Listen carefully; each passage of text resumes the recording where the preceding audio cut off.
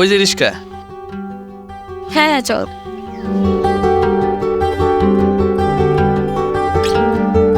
এই যে কাছারি যাবেন?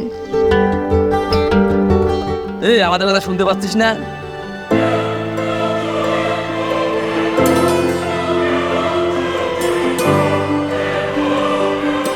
আরে রনি, তুমি? হ্যাঁ, কেমন আছো তো? আমি তো ভালোই আছি, কিন্তু তোমার অবস্থা দেখে খুব একটা ভালো মনে হচ্ছে না। আমার অবস্থা ভালো না মানে? আমি তো কিছুই বুঝতে পারতেছি না। ঋতু, তুই এই রিস্কা চিনিস? আরে তোকে বলে তো বিশ্বাসই করবি না। কলেজ টাইমে ও আমার এক্স বয়ফ্রেন্ড ছিল। থ্যাংক গড, ভাগ্য ভালো যে তোর এক্স বয়ফ্রেন্ড ছিল। তুই যদি বলতি যে এই রিস্কাওয়ালা তোর রানিং বয়ফ্রেন্ড, আমি তোর সাথে ফ্রেন্ডশিপই রাখতাম না। এক মিনিট, আপনি আমার বিষয়ে সব উল্টাপাল্টা কথা কেন বলছেন? আপনি তো আমাকে ভালোভাবে চিনেনও না। আমি কি ভুল বললাম? যতই হ্যান্ডসাম হয়ে থাক, রিস্কাওয়ালা তো রিস্কাওয়ালা, তাই না? আচ্ছা বাদ দে ওর কথা। আচ্ছা তুই আমাকে এটা বল যে রিক্সা চালিয়ে কি তোর সংসার চলে? আরে ঋতু, তুমিও দেখি ওনার মতো করে বলছো। তোমাদের দুজনেরই কোথাও বুঝতে ভুল হয়েছে। এখানে ভুল বোঝার কি আছে? আমরা তো সবকিছু নিজের চোখেই দেখতেছি। জানিস দোস্ত, আজকে আমার অনেক হ্যাপি ফিল হচ্ছে।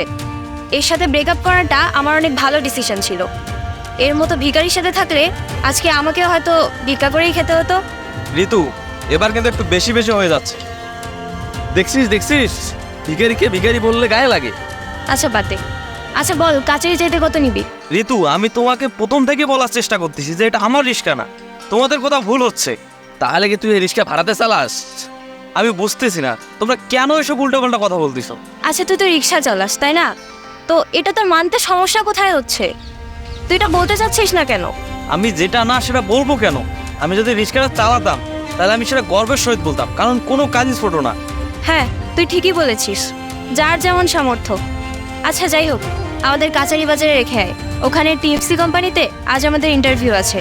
আশেপাশে কোনো রিক্সাওয়ালা নেই তো, তাই তোকেই বলছি, না হলে তোর সাথে এত কথা বলতাম না। ঋতু শোন, আমরা টিএফসি কুমেল টিকে গেলে আমরা এই রিস্কাতে যাতায়াত করব।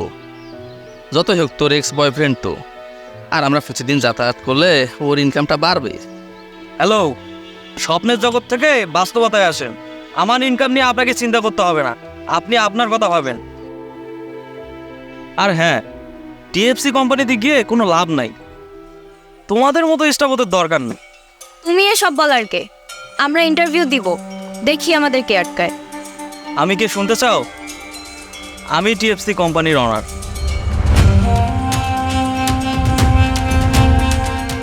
অনলাইনে যখন আমি তোমার ফর্মটা দেখেছিলাম তখন আমি তোমাকে নিজেই সিলেক্ট করেছিলাম। অফিসে আমাদের দেখা হলে হয়তো বা তুমি জবটা পেয়েও যেতে, কিন্তু আল্লাহ যা করে ভালোর জন্যই করে। আমার কোম্পানির দারোয়ান হওয়ারও যোগ্যতা তোমাদের নাই। আমি চাই না তোমাদেরকে আমার অফিসে নিয়ে আমার বাকি স্টাফদেরকেও অসুবিধার মধ্যে ফেলে দিই। রনি, আই এম সরি, আসলে বুঝতে পারিনি তুমি রিক্সার পাশে দাঁড়িয়েছিলে তো, তাই রিক্সাওয়ালা ভেবে তোমাকে। আরে স্যার আপনি? আরে রহিম, তুমি এত মন ভোলা কেন বলো তো? রিক্সায় চাবিটা ছেড়ে গেছো, আমি এখানে দাঁড়িয়েছিলাম যাতে তোমার রিক্সাটা চুরি না হয়ে যায়। আর এনারা তো আমাকে রিক্সাওয়ালা ভেবে এতক্ষণ অনেক কথা শোনালো। Roni, I am sorry. আগে মানুষকে গুরুত্ব দেওয়া শেখো, মানুষের পেশাকে গুরুত্ব দেওয়া শেখো, তারপর ট্রাই। আর রহিম, তুমি এদের বাসায় রেখে আসিও। আর হ্যাঁ, টাকা কিন্তু নিবা না, টাকা আমি দেবো। জি স্যার।